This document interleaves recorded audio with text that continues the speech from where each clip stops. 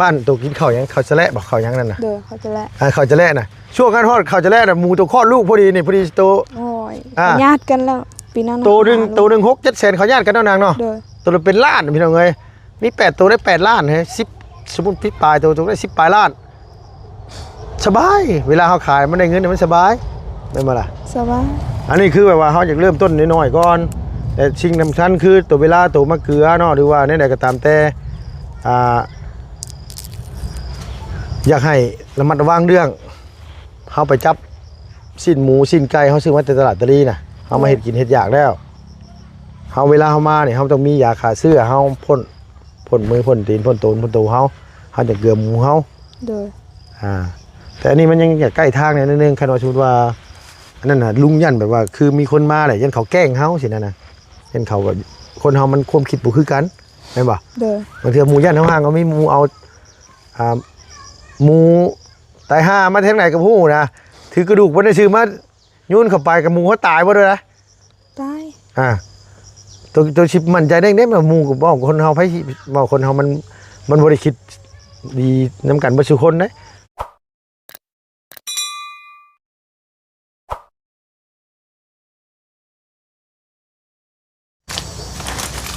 กกไม้นี่เนี่ยปลูกเอาโบราณเนี่ยโดยปลูกเอากกนี่ปลูกเอาเนาะโดยคันเห็ดคอกหมูนี่เขาเห็ดแบบว่าเขาก่อบล็อกมานี่ก่อออกไปประมาณสักเม็ดหนึ่งออกมาพี่เม็ดหนึ่งอ้อมกกไม้นี่แต่ให้หมูมันห่มอยู่นี่ตลอดนะสินะตัวโอเคปะโอเคตัวถือว่ามึงนี่ถือกันหน่อยเนาะลุงว่ามึงนี่เหมาะสุดแล้วพี่น้องเอ้ยอยู่นี่กับโฮมมังมี่นี่ตัวเว้นค่อยไปทั้งนั้นกับมันก็โฮมมากนะพี่น้องเนาะเหมือนโฮมเนี่ยแบบหมูมันจะไม่ได้ห้อนไปในคันชุบน้อเลี้ยงหมูแบบว่าอีดบ้านเฮาหมูดำบ้านเฮานี่มันก็สิทนโรคทนพวกอย่างนะพี่น้องพวกโรคภัยไข้เจ็บนี่ลายกว่าหมูพันธุ์หมูเป็นมันในพามนะแต่ประเทศน่ะทางอ้ายเพิ่นอยากซอยกมีนี่เรื่องเลี้ยงปศุสัตว์เลี้ยงหมูเลี้ยงเป็ดเลี้ยงไก่นี่แหละมันจะมั่นคงนะว่าเพราะว่าทั้งน้องเพิ่นนี่ก็มีสวนกล้วยหลายแหละเวลากล้วยขายบ่ทันแล้วก็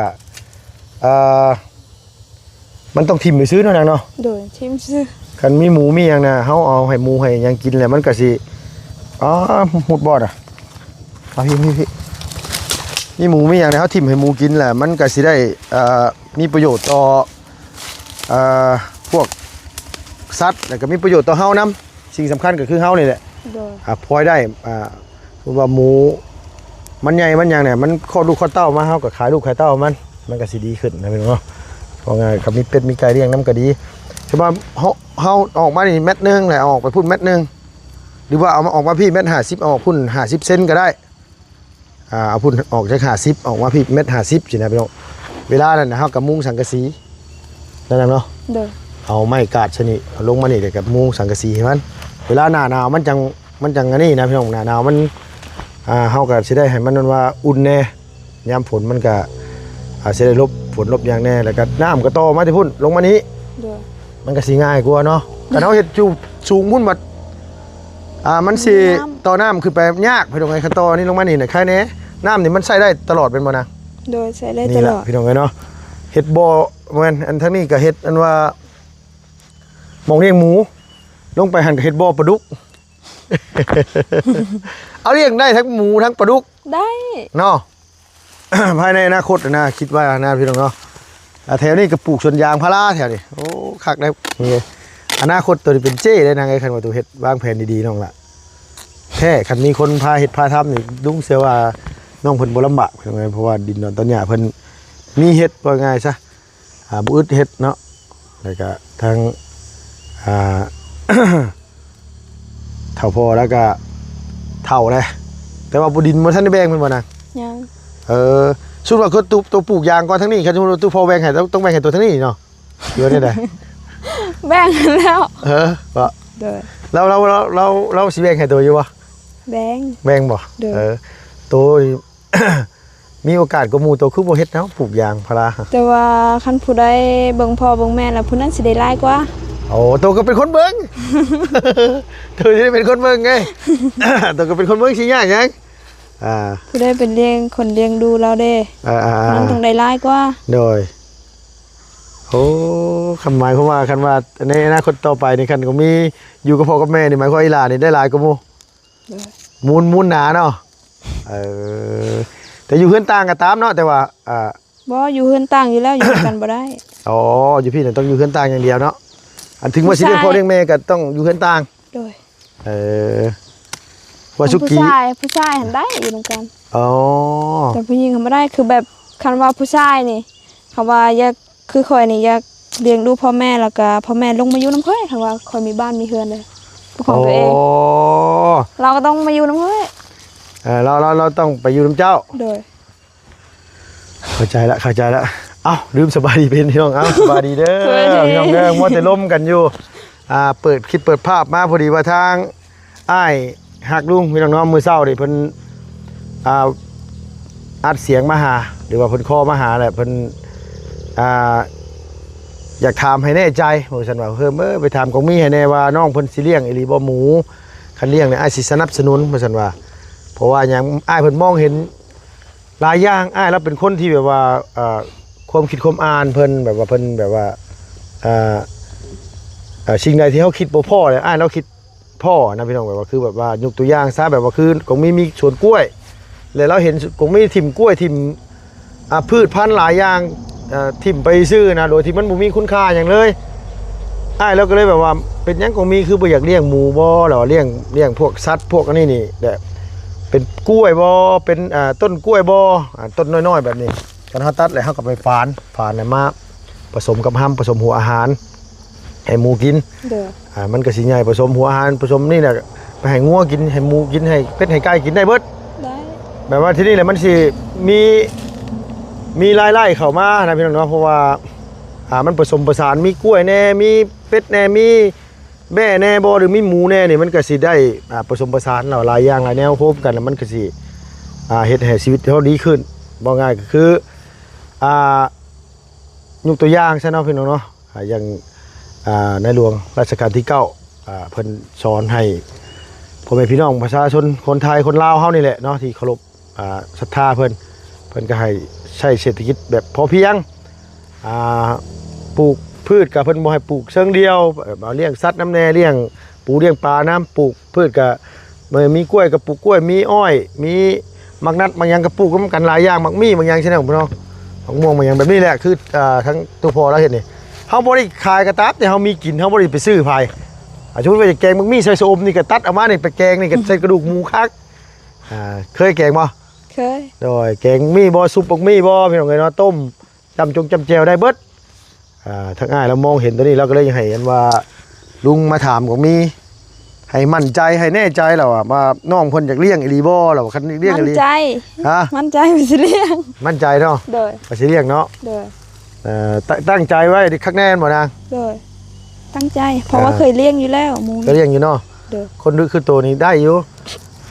แล้วก็ ในความคิดของลุงนะพี่น้องเอ้ยแบบว่าคือน้องไปเสียหญ้าเมื่อวานนี่เสียหญ้าอยู่หั่นคันสมมุติว่าเฮาเฮ็ดมันนี่สุปีนี่นะมันก็ได้เสียสุปีปลูกสุปีอีกแล้วก็เงินเฮาได้มาแล้วก็ไปจ้างเขาไทยมาอีกแต่ก็เบิดไป มันหมุนไปหมุนมาอย่างมันบ่พอสิแบบว่าให้เฮามืนตาอ้าปากได้ทางลุงเนี่ยแนะนำให้น้องเพิ่นว่าสั่งเบี้ยยางพารามาไทยแต่ก็ปลูกเฮาศึกษาเบิ่งคักๆเลยปลูกยางพาราชื่อว่ามันยังน้อยอยู่เนาะพี่เนาะเฮากับน้ำเฮาอยู่นี่ใกล้ๆนึงเฮาต่อสายมาคดแต่ต้นมันยังน้อยต่อมันยังน้อยใส่ปุ๋ยใส่หยังให้มันใหญ่แล้วก็ซ้ำต้นรูนี่ก็ตัวกรีดได้แล้ว6 ปี 7 ปีตัวกรีดได้ล่ะตัวมีแต่ล้อขายอย่างเดียวม่องขายยางกันอยู่บ้านแก้งยางนี่แม่นบ่อยู่หม่อง โดย ก็ขี่รถไปก็บ่ได้ไกลให้เขามารับซื้อก็ได้แน่นอนแบบว่าโลนึงก็20ปลายพันนี่ก็มื้อละ100 โลนี่ตัวก็ได้มื้อนึง2 ล้านแม่นบ่ล่ะ โดย สมมุติว่าเดือนหนึงมี30 มื้อ ตัวได้60 ล้านซ้ำตัวเสียวเงินซ้ำสีไส้แม่นบอกสมมุติมันมีหลายต้นเอาสมมุติเราปลูกไว้ซับแบบตีต่อไปปลูกฮอดอันมองที่ตัวอันว่าปลูกกล้วยสิปลูกกล้วยนี่มันจักอันนี้จะวะมันได้ประมาณ 400-500 ต้นนี่ตัวก็สบายแล้วเฉพาะครอบครัวตัวนะเฉพาะเลี้ยงพ่อเลี้ยงแม่สบายว่าง่ายคือเฮาสมมุติเฮาปลูกกล้วยเนาะพี่น้องเนาะ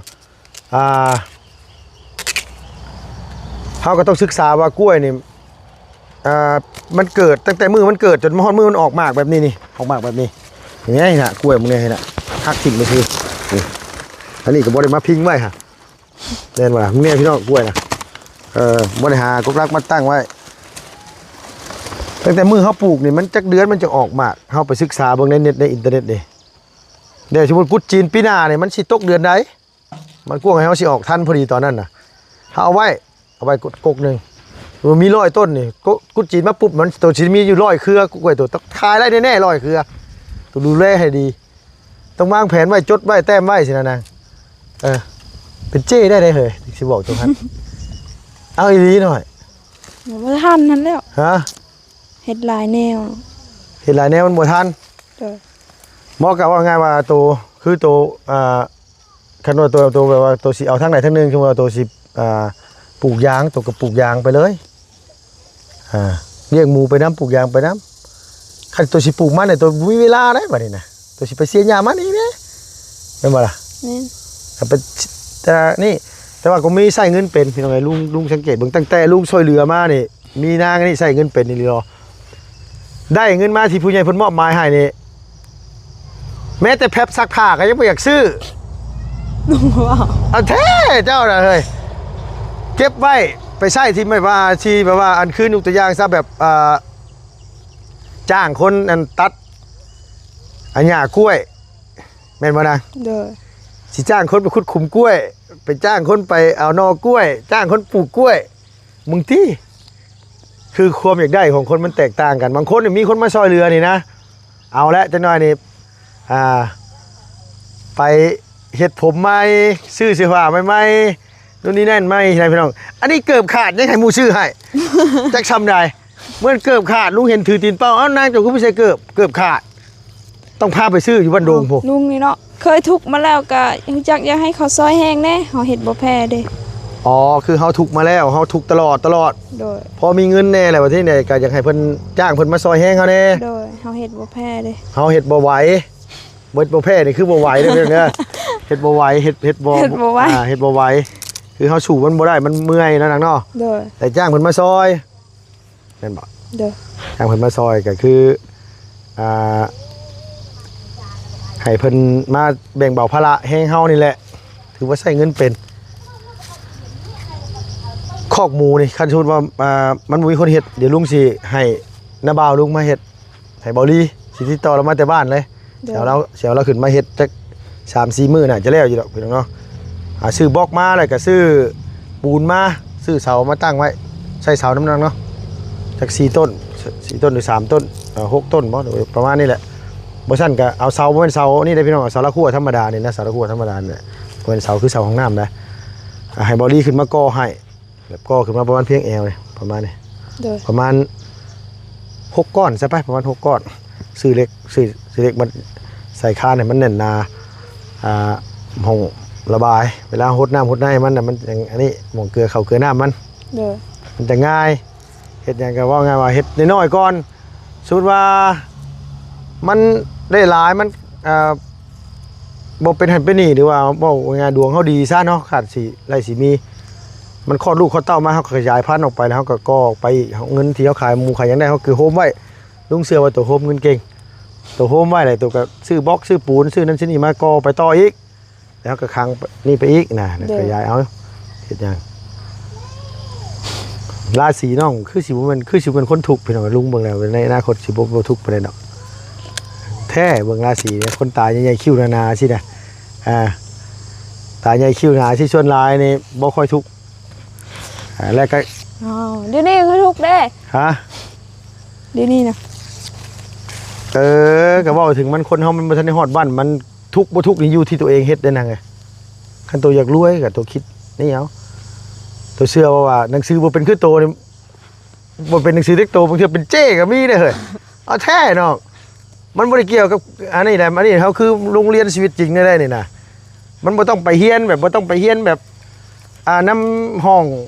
บ่ต้องมีอาจารย์สอนอันนี้เฮาแบบเฮาเฮียนของเฮาเองเลย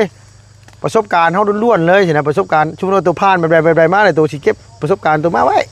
ยกตัวอย่างตัวปลูกกล้วยแบบใดลึกซำใดหลุมกว้างซำใดตัวเฮียนเองคันตัวไปเฮียนในหนังสือตัวมันตัวจบมาตัวก็ต้องมาเรียนใหม่คือเก่าเรียนนั่นคืออันนี้ตัวแบบปฏิบัติเลยนะเรียนแบบปฏิบัติเองเลยบ่ได้เป็นทฤษฎีเรียนทฤษฎีเรียนไปแล้วก็กลับออกมาก็คือเก่าเอาแท้คันตัวลูกนี่เอาสมมุติว่าตัวเลี้ยงหมูอ่ะตัวบ่เฮ็ดมันนี่ตัวปลูกผักหลายๆปลูกผักน้ำตัวก็บ่ได้อึดมาโฮดปลูกผักบุ้งมอปลูกนู่นปลูกนี่บ่ตัวส่งขายเมืองเซโปนรวยตัวเชื่อติบ่ปลูกผักหอมขายให้เวียดนี่แถวบ้านดงบ้านเดงนี่กิโลเท่าไหร่ตัวขายเขามีนี่เขามาซื้อตัวเอง ให้มาปลูกมังนัดนี่ โอ้ ตะกี้มีในสวนมังนัดนี่หน่วยละ30ขอซื้อ ฮะมึงนัดหน่วยละ30 โดย ห่านหน่วยละ30,000 โดย คิดเบิ่งพี่น้องมึงนัดปลูกมังนัดนี่หน่วยละ30,000คือว่าปลูกมังนัดซะประมาณเฮกตาร์นึงเนาะปลูกกล้วยเฮกตาร์นึงปลูกยางเฮกตาร์นึงหลายอย่าง โดย ผสมผสาน ปีก็หลายปีเลยเห็ดอยู่นี่ละมันก็บ่งามเด้แล้วขยายแต่อันเอาลูกมันแล้วปลูกอยู่นี่ ปลูกอยู่พี่ โดยแต่ง ปลูกอยู่พี่กับบ่งามเพราะว่าบ่หยังมันจะไม่อย่างบ่งามพี่น้องบ่ได้เสียหญ้ามัน บ่แพ้หญ้า มันบ่แพ้หญ้า ตัวคือผู้ซื้อยามาฉีดเท่านั้นมานั่นน่ะ สิทธิ์แล้วทีนึง เนาะ แต่หญ้ามันยังบ่ตาย หญ้ามันขึ้นหลายเนาะ โดย ปลูกมังนัดเพิ่นมาซื้อเลยเนี่ยหน่วยละ30,000 เรามาซื้ออยู่นี่ ซื้อมาซื้อนี่เลย โดย ฮะหน่วยละ30พี่น้องคิดเบิ่ง น้อยๆก็น้อย15,000ตัวใหญ่ก็30 หน่อยคันสมมุติตัวรูแล แต่ ดีๆ ว่า เนี่ย คันเฮามีไร่แล้วราคามันสิดีกว่านั้น เออ ตัวนี้หาได้น้อยเด้ อ่า ตัวนี้หากะขยายปีกายนี่ ขยายปีกายนี่ โดย ขยายเขาใช้ลงฮอดพุ่นบ่ ค่ากกน้ำหั่น ตะกี้เนี่ยปลูกอยู่ทางนี้ ทั้งเทิงก็ยังมีอยู่ แต่ว่ามันหลายปีแล้วบ่ค่อยงาม บ่ที่โตที่มันบ่งามน่ะบ่แม่นหยังน้อยๆคือแบบว่า เจ้าบ่ได้ดูแลมันจะปลูกแบบธรรมชาติ ปลูกธรรมชาติ จะปลูกธรรมชาติเกินนั่นได้ธรรมชาติเลยลงโทษ ตัวเฮ็ดหยังตัวก็ตามแล้วสมมุติว่าตัวสิปลูกมังนัดตัวก็ปลูกมังนัดแบบว่าให้มันเป็นแถวไปเลยนะน้องปลูกเป็นแถวไปเลยแล้วก็ตัดจากสวนมังนัดมาแม่นบ่คือปลูกเบิดเลยเสียทีนี่ลงไปปลูกให้เป็นแถวไปแถวมันสมมุติว่าแถวนึง100ต้นซะสมมุติตัวปลูก5แถวตัวก็ได้500ต้น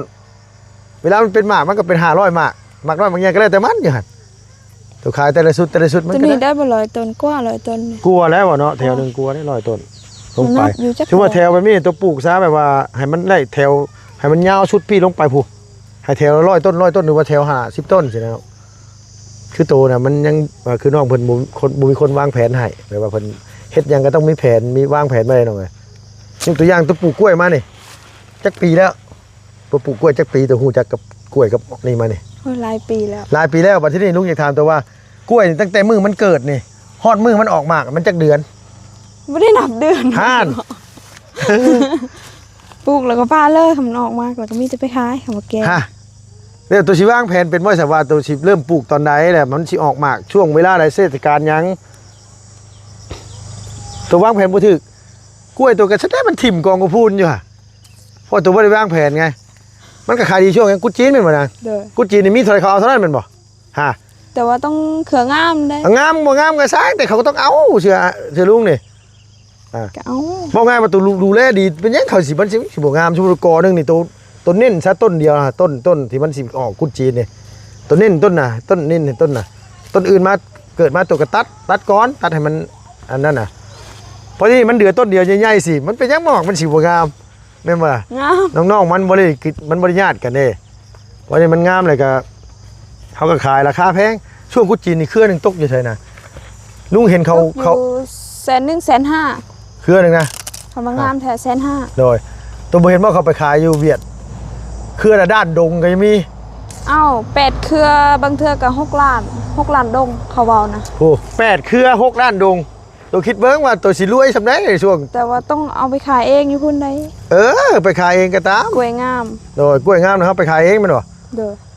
คันเขามารับซื้อแหละ เขารับซื้อแล้วมีแต่เครือ150,000ยังสูงแล้วน่ะนะ คันเฮาแก่ไปขายเองน่ะคักเนาะ ค่ะ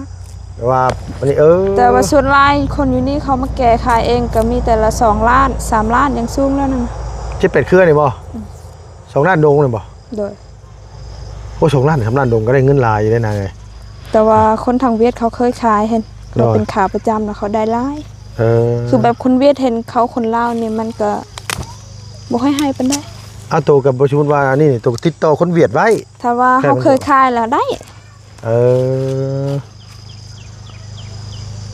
มันต้องวางแผนไว้หน่อยเห็นอย่างตัวต้องวางแผนไว้คือสมมติว่าหมูนี่เนาะเขาก็ต้องวางแผนว่าปีหนึงสมมติว่าเขาเอาลูกมันแยกลูกมันไปไว้เนี่ยนี่ปีหนึงมันสิคลอดประมาณ3เทื่อหมู โดย ปีหนึง3เทื่อเอาเทื่อละ8ตัวเอาเทื่อสมมติว่าเอาเว้าหลายชุดซับเทื่อละ8ตัว8ตัวสมมติว่ามันออกมาถึง8ตัวตัวขายเทื่อนึงนี่เทื่อละ8ตัวขายเบิดเลยบ่ต้องจงไว้นี่ตัวนึง400,000ได้บ่ล่ะ โดย ตัวละ400,000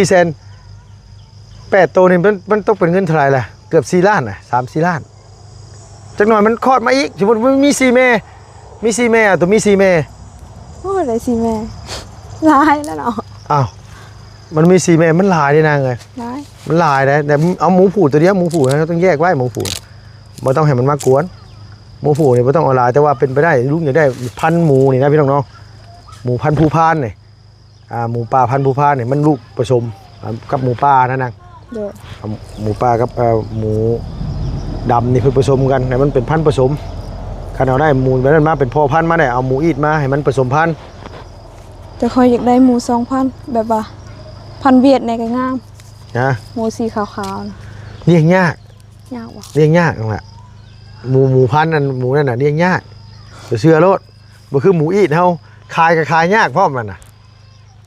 เขาบ่ค่อยอยากซื้อกัน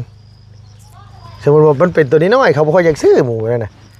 ถ้าสมมุติว่าตัวเลี้ยงไว้นี่